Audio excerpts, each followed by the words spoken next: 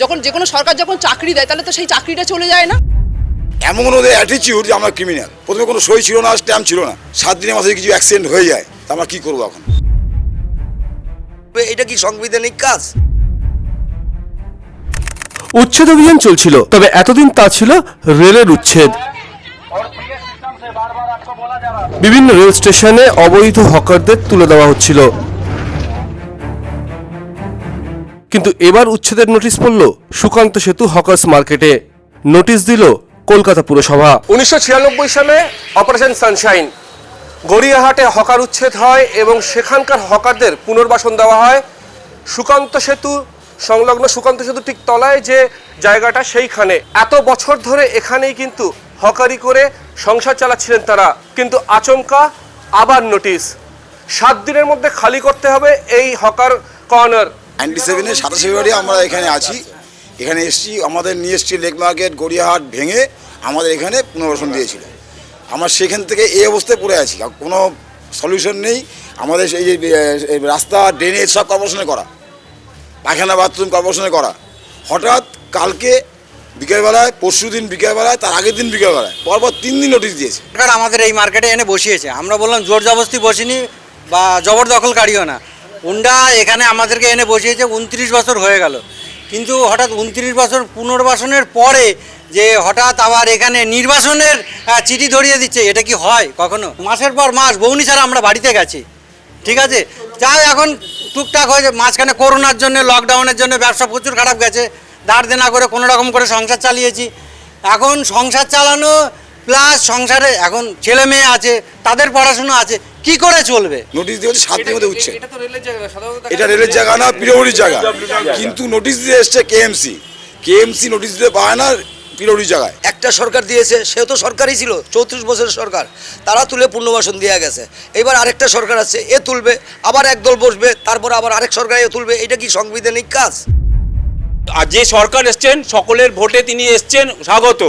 আমরাও চাই পশ্চিমবঙ্গের উন্নতি হোক, আমরা ভালোভাবে থাকি, আমার ছেলেমেয়েরা ভালোভাবে থাকুক, যাতে চাকরি বা সব দিক থেকে আমাদের পশ্চিমবঙ্গের মধ্যে থাকে, পশ্চিমবঙ্গের নাম উজ্জ্বল হোক, আরও উপরের দিকে উঠুক। কিন্তু আমাদের মতো সাধারণ এইসব দোকানদাররা যারা 29 বছর ধরে এখানের মধ্যে রয়েছি, তিলে তিলে মরতে মরতে বাঁচছি, সংসার চালাচ্ছি, তাদেরকে যদি মেরে ফেলা হয় তাহলে কি? তাহলে আমাদেরকে কার দরকার কি? মৃত্যু ঘণ্টা যখন দিয়ে দিয়েছে, মেরে ফেলুক। পুনর্বাসনের কথাই আসছে না, কোথায় যাবেন না যাবেন আমরা জানি না, যে আমরা বিশাল কিছু অন্যায় করে ফেলেছি। এখন আমরা চারিদিকে লোন হয়ে রয়েছি, ঋণ হয়ে রয়েছি, এইসব পয়সা কোথার থেকে আসবে আমাদের বলুন? এমন ওদের অ্যাটিচিউড যে আমরা ক্রিমিনাল, কোনো কারোর সঙ্গে কথা নেই, কিচ্ছু নেই, কথা বলবে না। কথা কে বলবে? আপনারা ডিপার্টমেন্টে যান। কোন ডিপার্টমেন্টে যাবো? প্রথমে কোনো সই ছিল না, স্ট্যাম্প ছিল না, আমরা কোথায় যাবো? তখন বলছি আচার্য জগদীশ চন্দ্র বসু যাবেন, ওখানে গিয়ে কথা বলবেন। কার কাছে যাবো? কমিশনারের কাছে। আর কমিশনের কাছে গেলে 3 দিন হয়ে গেছে, উনি যদি না থাকে, 7 দিনের মাথায় কিছু অ্যাক্সিডেন্ট হয়ে যায়, তা আমরা কী করবো এখন? বিশাল স্টক আমার লোন নেওয়া পর্যন্ত আছে, মহাজন আমাদেরকে টাকা পয়সা পায়, সোনা দানা সব গোল্ড লোনে বন্ধক আছে, আমাদের মেসেজও আসছে যে আমাদের বলছে যে হকার উচ্ছেদ হয়ে যাচ্ছে, সব উচ্ছেদ হয়ে যাচ্ছে, সেটা তো সরকার বসিয়েছে, যে কোনো একটা সরকারই বসিয়েছে। যখন যে কোনো সরকার যখন চাকরি দেয় তাহলে তো সেই চাকরিটা চলে যায় না, সেই চাকরিটা তো বহাল তবিয়তে থেকে যায়, তারা তো দিব্যি চাকরি করে যায়। কিন্তু কই যারাদেরকে বসানো হয় তাদেরকে দিব্যি উঠিয়ে দেওয়া যায় কেন? এটা কেন? তাহলে তো চাকরিটা তো চলে যাওয়া উচিত, কারণ সেই সরকারটা তো চাকরি দিয়ে গেছে। যে কোনো সরকারই হোক, সিপিএম বলুক, তৃণমূল বলুক, সেই চাকরিটা তো তারা তো বহাল তবিয়তে। কালকে আমরা কিছু মানুষকে প্রশ্ন করেছিলাম যে চাকরিগুলো তো আপনারা করছেন, তাহলে তো ওই চাকরিগুলো তো চলে যাচ্ছে না, তাহলে আমাদের মার্কেটগুলো কেন ভেঙে দেওয়া হচ্ছে? রিসেন্ট 2 বছর থেকে 2.5 বছর আগে ব্রিজ মেনটেন করবে সরকার থেকে জানিয়েছে, তারা আসলো, দেখলো, তখন আমরা কি করলাম? ওদের সঙ্গে সহযোগিতা করলাম। আমরা কোনো এই গলি যখন করছে 7 দিন থেকে 10 দিন বন্ধ রাখলাম, সবাইকে বলে দিলাম দোকান খুলবে না, উপরে পড়বে, অসুবিধা হবে না। মিটার থেকে কারেন্ট ব্যবহার করলো আমাদের, এই একটা সাইড হলো 7 দিন রাখলাম, আবার ওই সাইড যখন করলো 7 দিন বন্ধ রাখলাম।